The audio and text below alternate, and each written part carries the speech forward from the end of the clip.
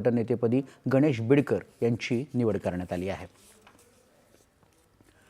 अकोला महानगरपालिकेच्या महापौरपदी भाजपाच्या शारदा खेडकर तर उपमहापौरपदी भाजपचे अमोल गोगे यांची निवड झाली आहे।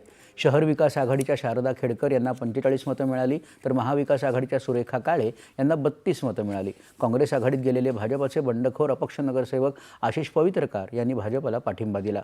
MIMचे 3 नगरसेवक तटस्थ राहिले। लातूरचं महापौरपद अनुसूचित जाती प्रवर्गाच्या महिलेसाठी राखीव असून येत्या 9 फेब्रुवारी रोजी नवीन महापौरांची निवड केली जाणार आहे।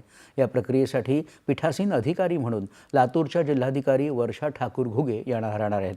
काँग्रेसकडून महापौर पदासाठी 3 नावं चर्चेत आहेत। कांचन अंजनीकर, जयश्री सोनकांबळे आणि मनीषा वसपुरे या तिघींच्या नावाची चर्चा आहे। दरम्यान काँग्रेसच्या गटनेतेपदी विजयकुमार साबदे यांची निवड केली गेली आहे। केंद्र सरकारनं राज्यातल्या ग्रामीण स्थानिक स्वराज्य